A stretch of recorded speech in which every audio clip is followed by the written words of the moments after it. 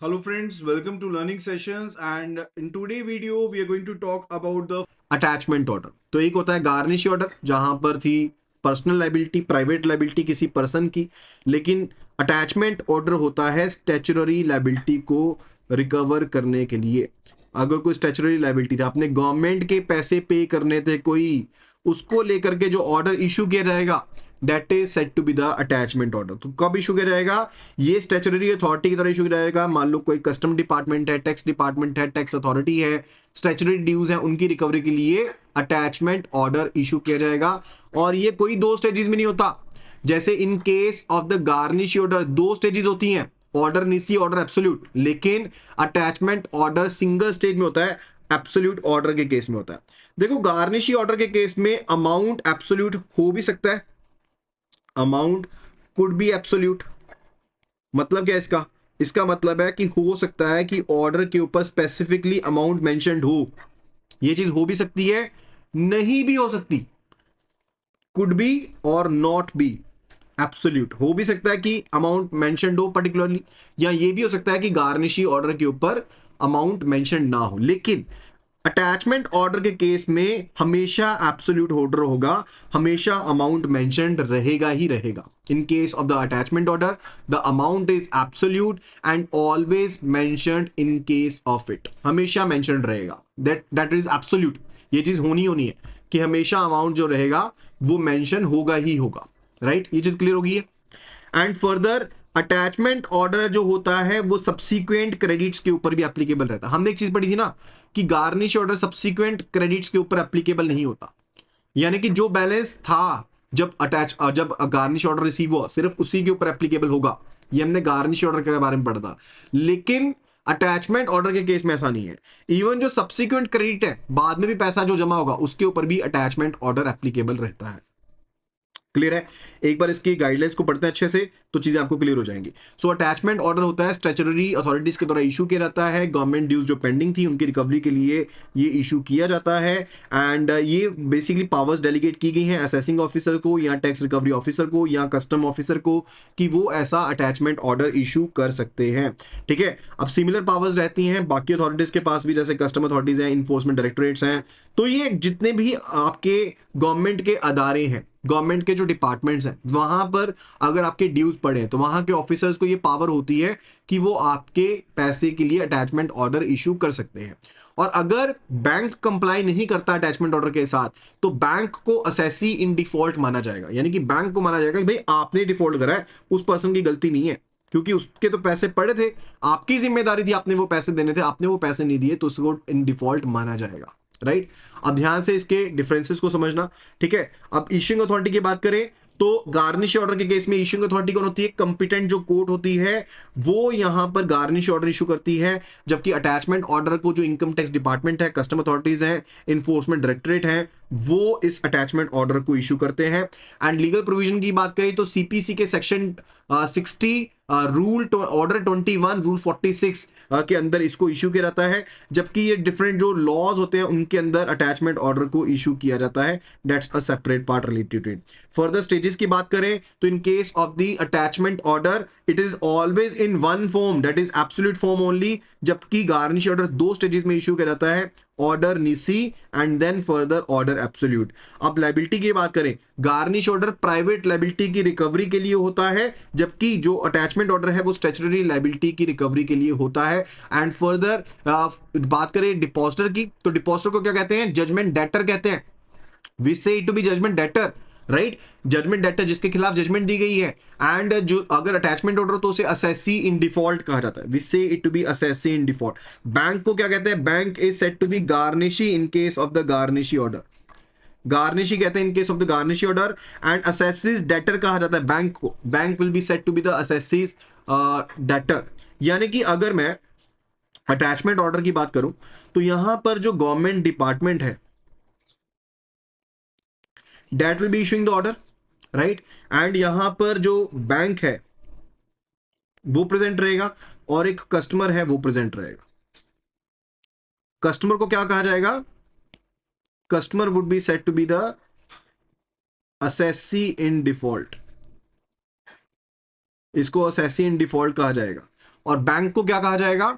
Bank will be assessee's debtor, debtor assessee's debtor कहा जाएगा। ठीक है जी, ये फंडा रहता है। अमाउंट की बात करें तो जैसे मैंने बताया था कि it could be the case कि गार्निश ऑर्डर के केस में अमाउंट मेंशन्ड हो भी सकता है ना मेंशन्ड हो, ये दोनों चीज हो सकती है। लेकिन अटैचमेंट ऑर्डर के केस में अमाउंट हमेशा मेंशन्ड रहेगा, clear amount will be mentioned, amount हमेशा स्पेसिफिकली मेंशन्ड रहेगा in case of the attachment order. And if we talk about कि कौन से बैलेंस के ऊपर एप्लीकेबल है, सिर्फ जो प्रीवियस बैलेंस था आपका गार्निश ऑर्डर रिसीव होने से पहले, सिर्फ उसके ऊपर एप्लीकेबिलिटी बनेगी गार्निश ऑर्डर की। फ्यूचर सब्सिक्वेंट क्रेडिट्स के ऊपर एप्लीकेबिलिटी नहीं होती है। लेकिन इन case of the attachment order, subsequent जो क्रेडिट्स हैं उनके ऊपर भी वैलिडिटी रहेगी अटैचमेंट ऑर्डर की। लिमिटेशन पीरियड की बात करें तो गार्निश ऑर्डर का लिमिटेशन पीरियड 12 साल का है, यानी कि एक बार अगर गार्निश ऑर्डर रिसीव हो गया तो उसकी जो जिम्मेदारी रहेगी बैंक की 12 साल तक रहेगी। But in case of attachment order it is up to 30 years, 30 साल तक की जिम्मेदारी रहेगी, राइट। एंड डिपॉजिट्स की बात करें तो दोनों ही डिमांड एंड टाइम डिपॉजिट्स दोनों के ऊपर एप्लीकेबल है। राइट ऑफ सेट ऑफ की बात करें तो देखो, राइट ऑफ सेट ऑफ हमेशा सुपीरियर रहेगा, always superior to it, it is always superior to it. यानी कि अगर आपके पास एक ही टाइम के ऊपर गार्निश ऑर्डर रिसीव हो गया और अटैचमेंट ऑर्डर रिसीव हो गया तो क्या इसकी प्रायोरिटी रहेगी? What will be the priority?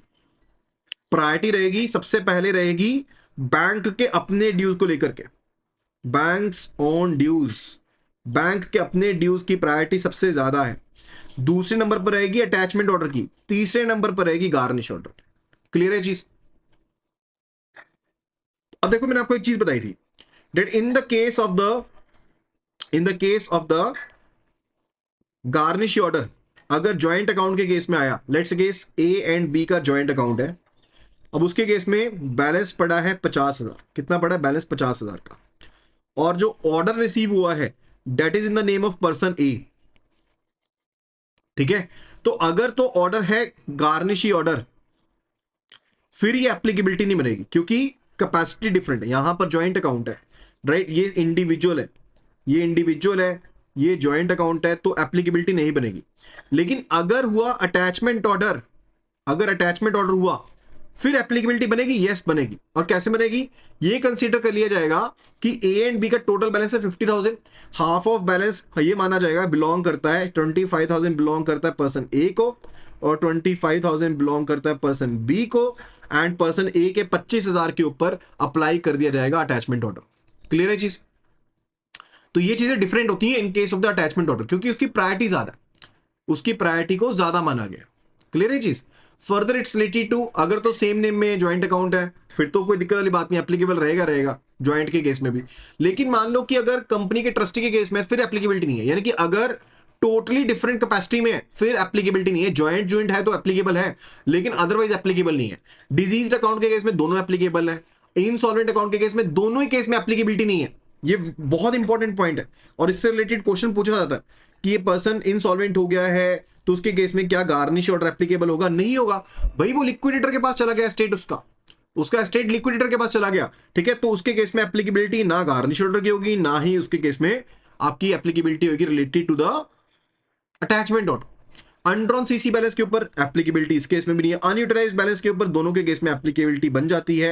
FDR को कोलेटरल की तरह रखा है तो कहीं पर भी एप्लीकेबिलिटी नहीं है। प्रेफरेंस की बात करें तो एओ की प्रेफरेंस हमेशा ज्यादा होती है गार्निश ऑर्डर के ऊपर अगर आपके पास रिसीव होती है। लेकिन मैंने आपको जैसे बताया बैंक का जो राइट ऑफ सेट ऑफ है वो दोनों से सुपीरियर है। यानी कि सिंपल सा फंडा अगर हम देखें, हम सिंपल सी चीज कह सकते हैं कि राइट ऑफ सेट ऑफ जो है is superior than the attachment order, ये अटैचमेंट ऑर्डर से ऊपर है, एंड फर्दर अटैचमेंट ऑर्डर जो है that's above the garnishee order. Here is a simple stance related to it, right. तो ये प्रायोरिटी समझना जरूरी है, इंपॉर्टेंट है। Now let's have a look at the fact, अगर आइदर सर्वाइवर अकाउंट है तो अकाउंट ओपनिंग के लिए सभी को साइन करना पड़ेगा, यस करना पड़ेगा। फॉर्मर सर्वाइवर के केस में भी सभी को साइन करना पड़ेगा, यानी कि सभी अकाउंट होल्डर्स को साइन करने पड़ते हैं। इवन अगर कोई भी अकाउंट ओपन किया जाता है तो कोई सा भी अकाउंट ओपन करना पड़े सभी पर्सन को सिग्नेचर करने पड़ेंगे, यस करने पड़ेंगे। स्टॉप पेमेंट ऑफ चेक अगर करनी है आइदर सर्वाइवर के केस में कोई भी पर्सन स्टॉप पेमेंट कर सकता है, यस, कोई भी पर्सन कर सकता है stop payment, right. Farmer survivor के केस में सिर्फ फॉर्मर स्टॉप पेमेंट कर सकता है। ज्वाइंट अकाउंट के केस में स्टॉप पेमेंट कोई भी कर सकता है, ध्यान रखिएगा। ज्वाइंट अकाउंट के केस में कोई भी पर्सन स्टॉप पेमेंट कर सकता है, जबकि इन case of the former survivor सिर्फ और सिर्फ जो फॉर्मर है, जिसका पहला नाम है अकाउंट में, सिर्फ वो पर्सन कर सकता है। Only that person can do the stop payment instruction, can give the stop payment instructions. अगर अकाउंट को बंद करना है तो सभी के सिग्नेचर चाहिए, यस, सभी के सिग्नेचर चाहिए। लेकिन फॉर्मर सर्वाइवर के केस में फॉर्मर साइन करके क्लोज कर सकता है अकाउंट को। फॉर्मर के केस में फॉर्मर के पास राइट है ना सभी, लेकिन अगर आइदर सर्वाइवर है या ज्वाइंटली ऑपरेटेड है तो सभी को सिग्नेचर्स करने पड़ेंगे। अगर आपने नॉमिनेशन को कैंसिल करना है तो सभी को साइन करने पड़ेंगे, उसके बाद ही ऑल्टरेशन हो सकती है, उसके बाद ही ऑल्टरेशन होगी। एंड अगर अटैचमेंट ऑर्डर रिसीव हुआ तो कोई सा भी ऑपरेशन हो, ये क्वेश्चन माइंड में आना चाहिए था। जब मैंने ज्वाइंटली ऑपरेटेड का बात कर रहा था ना, तो उस टाइम पे ये चीज माइंड में आनी चाहिए कि अगर ज्वाइंटली ऑपरेटेड अकाउंट्स हैं, उसके केस में अटैचमेंट ऑर्डर रिसीव हो गया है, लेट से आपका अकाउंट ऑपरेशंस आइदर सर्वाइवर है, फॉर्मर सर्वाइवर है या ज्वाइंटली ऑपरेटेड है, तीनों सिनेरियोज में, in all three scenarios, in all of the three scenarios, सभी को क्या करना पड़ेगा, सभी के ऊपर एप्लीकेबिलिटी बनेगी, इक्वल लायबिलिटी बनेगी। क्लियर है? Now, let's have a look at the factor payment on maturity in case of the either survivor. अगर मैच्योरिटी के ऊपर पेमेंट है फिक्स्ड और टर्म डिपॉजिट अकाउंट के ऊपर, राइट, जैसे मान लो आपकी ऑपरेटिंग इंस्ट्रक्शंस जो थी एफडी में वो आइदर सर्वाइवर थी, तो उसके केस में आपको दोनों के सिग्नेचर करने की कोई जरूरत नहीं है, यानी कि एक भी पर्सन सिग्नेचर करते हुए पेमेंट ले सकता है।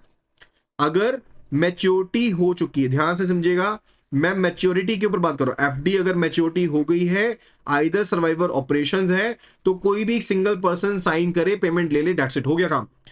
Payment before maturity to survivors, दोनों के सिग्नेचर चाहिए। अगर आपके पास ऑपरेशंस आइदर सर्वाइवर हैं और प्री मैच्योर पेमेंट करवानी है आपको, और प्री मैच्योर पेमेंट लेनी है, आइदर सर्वाइवर ऑपरेशंस है, प्री मैच्योर पेमेंट लेना चाहते हो, तो आपको दोनों पर्संस के सिग्नेचर्स लेने पड़ेंगे, तभी पेमेंट कर सकते हो, राइट। और अगर एक पर्सन एक्सपायर हो जाता है बिफोर द मैच्योरिटी, राइट, तो प्री पेमेंट अलाउ की जा सकती है, तो लीगल हेयर्स को कंसर्न करने की कोई जरूरत नहीं है, फिर उसके केस में आप प्री पेमेंट ले सकते हो। क्लियर है चीज? ये पॉइंट क्लियर है? मैं बात कर रहा हूं ए और बी का अकाउंट है, अकाउंट नहीं है, एफडीआर है, ये मैच्योर होनी है मार्च 2027 में। कब होनी है? मार्च 2027 में ये मैच्योर होनी है, राइट। अब उस सिनेरियो में पर्सन ए की डेथ हो जाती है और ये पर्सन दिसंबर 2026 में चले जाते हैं, 2026 में पर्सन बी पेमेंट लेने चलेंगे, तो प्री मेच्योर पेमेंट अलाउ हो जाएगी, यस अलाउ हो जाएगी, सिर्फ बी के सिग्नेचर चाहिए रहेंगे, लीगल हेयर्स के सिग्नेचर्स नहीं चाहिए। फर्दर प्री मेच्योर विड्रॉल करवाना हो अगर फॉर्मर सर्वाइवर के केस में, तो फॉर्मर अकेला भी विड्रॉल करवा सकता है क्या? यस, करवा सकता है। अगर मान लो मैंडेट फॉर्मर सर्वाइवर है तो फॉर्मर अकेला ऑपरेट कर सकता है, राइट, जब दोनों जिंदा है। लेकिन लेकिन आपको दोनों डिपोजिटर्स के सिग्नेचर चाहिए रहेंगे। अगर तो देखो, अगर मान लो कि मैच्योरिटी हो गई है, फिर तो फॉर्मर अकेला ले सकता है पेमेंट, लेकिन अगर प्री मैच्योर पेमेंट लेनी है, अगर प्री मैच्योर पेमेंट लेनी है तो दोनों के सिग्नेचर चाहिए, फिर दोनों के सिग्नेचर चाहिए। एंड अगर फॉर्मर एक्सपायर हो जाता है मैच्योरिटी से पहले, ए और बी का केस मानो, और यहां पर मानो फॉर्मर सर्वाइवर का सिनेरियो, कौन सा? फॉर्मर सर्वाइवर का, एफ फॉर्मर है, B survivor, B is a survivor, और यहां पर क्या हुआ, मैच्योरिटी से पहले फॉर्मर की डेथ होगी, पर्सन ए जो फॉर्मर थे उनकी डेथ हो गई है, राइट। उसके केस में सर्वाइवर जो है वो मैच्योरिटी के ऊपर पैसा ले सकते हैं। अगर प्री मैच्योर आपने पेमेंट लेनी है being a survivor, farmer survivor के केस में, तो दोनों पार्टीज का कंसेंट लेना पड़ेगा, राइट। तो दोनों पार्टीज का कंसेंट लेना पड़ेगा अगर प्री मैच्योर पेमेंट लेनी है सर्वाइवर ने। इवन अगर पर्सन ए डेथ हो चुकी है तो ए के जो लीगल हेयर्स हैं उनके साथ कंसेंट चाहिए रहेगा, तो फॉर्मर सर्वाइवर का अकाउंट बंद करके पेमेंट की जाएगी, otherwise payment want be paid. ध्यान रखिएगा, बहुत इंपॉर्टेंट पॉइंट्स है, बहुत इंपॉर्टेंट पॉइंट्स है। यहां तक का पॉइंट क्लियर हो गया आपको? कंफर्म करें प्लीज, कंफर्म करें अगर पॉइंट क्लियर हो गया। राइट। चलिए अभी बढ़ते हैं related to the types of the deposit accounts. सबसे पहला जो डिपॉजिट अकाउंट का टाइप है that is the individual account. Individual account, individual account वो अकाउंट होता है लाइक जिनको मेजर अकाउंट कहते हैं। सेक्शन 11 ये कहता है कि जो भी पर्सन कंपिटेंट है कॉन्ट्रैक्ट में एंटर करने का, एज ऑफ मेच्योरिटी अटेन कर चुका है, साउंड माइंड का है, उसको किसी कोर्ट ने एजुडिकेट नहीं किया कि वो डिस्क्वालीफाई नहीं करा कि भैया आप पार्टिसिपेट नहीं कर सकते, राइट, तो डेफिनेटली वो पर्सन अपना अकाउंट ओपन कर सकता है, वो पर्सन किसी भी अकाउंट को ऑपरेट कर सकता है। इवन दो माइनर की कैपेसिटी नहीं है कॉन्ट्रैक्ट करने की, बट सेक्शन 26 जो है नेगोशिएबल इंस्ट्रूमेंट एक्ट का, वो प्रोवाइड करता है कि माइनर अपने अकाउंट को ऑपरेट कर सकता है। Minor can be operating the account on their own. Minor जिनकी एज 10 साल या उससे ज्यादा है वो सेल्फ अकाउंट ओपन कर सकते हैं, सेल्फ ऑपरेटेड अकाउंट ओपन कर सकते हैं। लेकिन अगर माइनर की एज 10 साल से कम है उस केस में मैंडेटरीली उन्हें गार्डियन अकाउंट ओपन करना पड़ेगा, राइट। इवन दो 15 साल का जो बच्चा है वो भी गार्डियन ऑपरेटेड अकाउंट ओपन कर सकता है, no worries in that, right. तो that's about the individual account. And what about the joint account, अगर दो या उससे ज्यादा पर्सन इकट्ठे अकाउंट को ओपन करते हैं तो उसे क्या कहते हैं, जॉइंट अकाउंट कहते हैं। कौन से अकाउंट ऑपरेशंस है, आइदर सर्वाइवर है, फॉर्मर सर्वाइवर है, या फिर जॉइंटली ऑपरेटेड है, या फिर ज्वाइंट ऑपरेशंस है। आइदर सर्वाइवर के केस में दोनों पर्सन अकाउंट को अपनी इंडिविजुअल कैपेसिटी में ऑपरेट कर सकते हैं। फॉर्मर सर्वाइवर के केस में सिर्फ जीते जी फॉर्मर करेगा, फॉर्मर की डेथ के बाद सर्वाइवर करेगा, after farmer survivor. And jointly के केस में दोनों ज्वाइंटली सिग्नेचर्स करते हैं तो अकाउंट ऑपरेट कर सकते हैं, अदरवाइज अकाउंट ऑपरेट नहीं कर सकते। ठीक है, तो जब दो या ज्यादा जो कंपिटेंट पर्सन हैं अकाउंट को ओपन करते हैं उसे ज्वाइंट अकाउंट कहा जाता है। ठीक है, एंड ऑपरेशनल इंस्ट्रक्शंस वेरी करती हैं, वो डिपेंड करता है कि ऑपरेशंस का क्या क्राइटेरिया है, उसके हिसाब से आपकी जो इंस्ट्रक्शंस है वो वेरी करती हैं। And common type of joint account कौन से हैं, लाइक जॉइंटली होता है तो कि सभी अकाउंट जॉइंटली ऑपरेट करेंगे, लाइक सेविंग अकाउंट में जॉइंटली ऑपरेट कर दिया तो दोनों पर्सन इकट्ठे करेंगे। अब उसमें केस में क्वेश्चन ये बना था कि ए एंड बी का जॉइंट अकाउंट है तो स्टॉप पेमेंट ऑफ चेक क्या पर्सन बी करवा सकता है अकेला? यस और नो में जल्दी से रिप्लाई कीजिएगा। अगर ए एंड बी का ज्वाइंट अकाउंट है तो क्या पर्सन बी अकेले से जो अकाउंट है उसमें स्टॉप पेमेंट की इंस्ट्रक्शंस दे सकते हैं? Can person be be giving the stop instruction, stop payment instructions alone? Yes, stop payment की इंस्ट्रक्शन दे सकते हैं। स्टॉप पेमेंट की इंस्ट्रक्शंस अकेले दी जा सकती हैं, वो चीज अलाउड है, राइट। लेकिन अकाउंट ऑपरेशन सिंगल नहीं कर सकते। नॉमिनेशन चेंज करनी है, ऑल्ट्रेशन करनी है, नई ऐड करनी है, सभी के साइन चाहिए। अकाउंट ओपन करना है, सभी के साइन चाहिए, राइट। और अगर फिक्स डिपॉजिट अकाउंट की बात करें उसको ओपन करने के लिए भी सभी का कंसेंट चाहिए। प्री मेच्योर पेमेंट लेनी है, सभी के साइन चाहिए। आफ्टर पेमेंट लेनी है, सभी के साइन चाहिए। अगर एक पर्सन की डेथ हो चुकी है तो उसमें सर्वाइवर होल्डर्स जो है वो प्लस जो लीगल हेयर्स हैं उनके साइन चाहिए, दैट इज ऑल रिक्वायर्ड। फिर बात आती है आइदर सर्वाइवर की। इसका मतलब होता है ए और बी। ज्वाइंट का मतलब होता है A and B, A and B. ठीक है, ए और बी का मतलब क्या है कि या तो ए ऑपरेट कर सकता है या बी ऑपरेट कर सकता है। ए अकेला भी पैसे निकलवा सकता है, बी अकेला भी पैसे निकलवा सकता है। दोनों को एटीएम कार्ड भी मिल सकते हैं अलग अलग से, कोई इश्यूज नहीं है, राइट, दोनों कर सकते हैं। अच्छा, अगर ए की डेथ हो जाती है तो बी को पैसे मिल जाएंगे। अगर मान लो ए जिंदा है, बी की डेथ हो जाती है तो ए को पैसे मिल जाएंगे। अगर दोनों की डेथ हो जाती है तो नॉमिनेशन बनाया था जो पर्सन उसको पैसे मिल जाएंगे। अगर नॉमिनेशन नहीं है तो legal heirs of A and legal heir of B दोनों को कंबाइंडली पैसे मिलेंगे। ठीक है,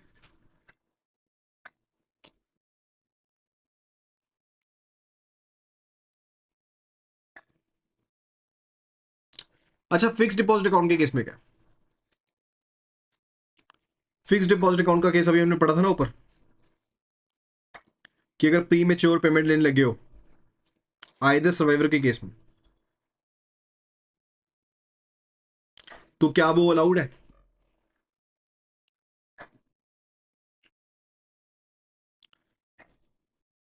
अगर मैंने आपको ये बताया था प्री मेच्योर पेमेंट लेने लगे हो आइदर सर्वाइवर के केस में हम आए थे सर्वाइवर की बात कर रहे हैं, तो हमने क्या पढ़ा था, क्या पॉइंट पढ़े थे? अगर तो देखो दोनों जिंदा है और मैच्योरिटी होगी है, फिर तो कोई भी पेमेंट ले सकता है आए थे सर्वाइवर के केस में। एफडी है और दोनों जिंदा हैं, तो मैच्योरिटी के ऊपर तो कोई भी पेमेंट ले सकता है। लेकिन बिफोर मैच्योरिटी अगर पेमेंट लेनी है, अगर बिफोर मैच्योरिटी पेमेंट लेनी है, तो दोनों के सिग्नेचर चाहिए। ठीक है, उस केस में दोनों के सिग्नेचर चाहिए। अगर एक मान लो डिपॉजिटर आपका एक्सपायर भी हो जाता है ना मैच्योरिटी से पहले, तो प्री पेमेंट नहीं दी जाएगी। लीगल हेयर्स बीच में इन्वॉल्व रहेंगे तो पेमेंट दी जाएगी। तो ये वाले पॉइंट को मैं यहां पर हल्का सा मॉडिफाई कर रहा हूं आइदर सर्वाइवर के केस में। जो यहां पर चीज लिखी है ना, FD can be pre maturely close by any of the person during the life time, this is not true. This is not true. दोनों का कंसेंट चाहिए, प्री मेच्योर में दोनों का कंसेंट चाहिए। मैच्योरिटी के ऊपर दोनों भी ले सकते हैं। सर्वाइवर होल्डर जो है वहां पर डेफिनेटली मैच्योरिटी के ऊपर पेमेंट मिल जाएगी। यानी कि देखो ये चीज एक्चुअल में गलत नहीं है, मैच्योरिटी के ऊपर, but on maturity, on maturity, यानी कि मैच्योरिटी के ऊपर सर्वाइवर जो है उसको पेमेंट मिल जाएगी। लेकिन मैच्योरिटी से पहले अगर आपने एफडी को बंद करवाना है और पेमेंट लेनी है, तो फिर अगर पर्सन एक की डेथ हो गई हुई है तो उसमें लीगल हेयर्स शामिल होने चाहिए, राइट। फिर बात आती है रिलेटेड टू एनीवन और सर्वाइवर। आइदर सर्वाइवर की तरह ही है, लेकिन ज्यादा होल्डर्स हैं, ज्यादा होल्डर है। ठीक है, जैसे ए और बी और सी, ये एनीवन है, इसमें भी सीन है। एफडी को बंद नहीं कर सकते, ये चीज गलत हो जाएगी। ये चीज गलत है, एफडी को बंद नहीं कर सकते। एफडी को बंद नहीं करवा सकते अगर एक पर्सन की डेथ हो गई है, मैच्योरिटी तक चले। नहीं तो लेट से ए की डेथ हुई है, तो ए के लीगल हेयर लगेंगे, साथ में बाकी के पर्सन, फिर एफडी बंद होगी, दोनों सभी के साइन होंगे। फॉर्मर सर्वाइवर के केस में पहले बंदे की चलती है हमेशा, दूसरे की चलती नहीं है। लेकिन इसके केस में भी इवन यही है कि अगर प्री मेच्योर पेमेंट लेनी है एफडी की, तो दोनों के साइन लगेंगे। ठीक है, प्री मेच्योर की बात करें तो फिर दोनों के साइन लगेंगे, राइट, अदरवाइज नहीं लगेंगे। लेटर सर्वाइवर की बात करें, लेटर सर्वाइवर ऐसे रूल फॉलो होता नहीं, इसको आप लीव कर दो, डोंट डू इट। ठीक है जी। और अगर कोई स्पेसिफिक मैंडेट नहीं दिया तो उसको ज्वाइंटली ऑपरेटेड कंसीडर किया जाएगा, that will be considered jointly operated. उसको नहीं माना जाएगा कि आइदर सर्वाइवर है, फॉर्मर सर्वाइवर है, क्या है, उसको ज्वाइंटली ऑपरेटेड कंसीडर किया जाएगा, right. Further it's related to the